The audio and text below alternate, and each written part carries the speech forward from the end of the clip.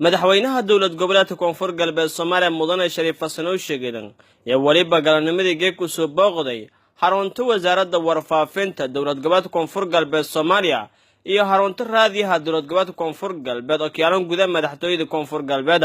madaxweyne Shariif Xasan sheegay in guud ahaan uu hindhindhay xarunta raadiyaha iyo xarunta wasaaradda warfaafinta dowlad goboleedka koonfur galbeed Soomaaliya madaxweyne Shariif Xasan sheegay in waliba wasaaradda warfaafinta usuka amaanay hoolay wasaaradda warfaafinta hay'adda oo mudarar koonfur galbeed iyo wasaaradda warfaafinta la ka amaanay bileeriyowka xarumo warbaahineed ee raadiyaha dowladda booqashada madaxweynaha oo sakasaadi markii dhamaatay runtii wasaaradda ya waliba telefishan koonfur galbeed Soomaaliya faahfaahin ku soo kormeerka uu soo koy madaxweynaha xarunta wasaaradda warfaafinta iyo raadiyaha dowladda koonfur galbeed Soomaaliya wasiirka warfaafinta dowlad goboleedka koonfur galbeed ugaasasan Cabdi Maxamed oo wasiirka ususaas oo kala ku hadalay bileeriyo kaarumo raadiyaha dowladda koonfur galbeed oo ka sheegay intii tamil failiyo marahayaan xarunta wasaaradda warfaafinta dowlad goboleedka koonfur galbeed Soomaaliya hani booqday madaxweynaha dowladda koonfur galbeed mudane Shariif Xasan Sheekh Aadan oo booqasho ka kooy xarunta wasaaradda warfaafinta iyo ninka raadiyaha koonfur galbeed Soomaaliya ujeedka madaxweynaha kooyna wali haytay news fiiriya meel wasaaradda warfaafinta guud ahaanba walqabadsiga marohay gaar ahaan maadaama warbaahinta koonfur galbeed Soomaaliya wasaaradda warfaafinta maalmoon iyo bileerinka wadi waliisan kooy news ogaada raadiyaha koonfur galbeed Soomaaliya meel sahta marahay iyo nay raadiyaha cusub oo toddobaadkii la dhaafay magaalada Baydhabo la ka rakabi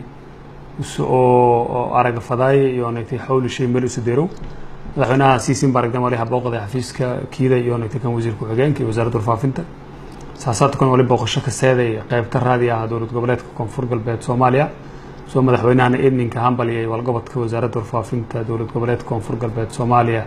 mudadii iyo jarti iyo nayti sidii walaa iyo qabsati in wala ka faano koreey sidoo ogdinba wali dib balaarin ama dib weynayo ka wadnahay raadiyaha koonfur galbeed Soomaaliya una rajayna 27 ama 28 ka ballan oo ilaahay indiinaba inay una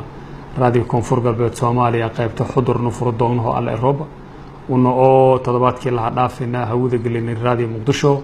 oo hataba toos ee dhageysadaha reer Muqdisho iyo caalamka toos ee ugu dhageysadahay bilaha dareeras bilawsha November 5 ilaahay idin sheegay rajayna inay una raadi baraawo oo hatta dhismishay dareero meel fayla marahay sina haraga lagu jar doona hasaata koon in dhamanaa ilaahay idin sheegay intii saradkan dhamaana in qorshaysana wasaaradda warfaafinta inay una dhisna raadiyahan ka dambeeyay mashruucan hatta dareero oo dib balaariyowka ama dib weynayowka mashruuca raadiyaha koonfur galbeed Soomaaliya degmada Walaweyn ee gobolka Shabeellada Hoose iyadoo ilaahay idin sheegay rajayo toddobaadka la dareero wafdu wasaaradda ku dareero inay soo doonaan meel la ka dhisafada raadiyaha Walaweyn iyo habooqada doonaan marka كوزارة شرف وين نياتا نمدحوينها نينكويو حالدان ميل مراس نيل قيمة نيل أوجادا ساسكو مداسكو دبنا نين همبليو أنا رشاق فيلي وداني بيرجلياسة مدحوينها أنا كمان نجانها بوقش وسنا بوق فيصل داوسن KGS TV بايدابا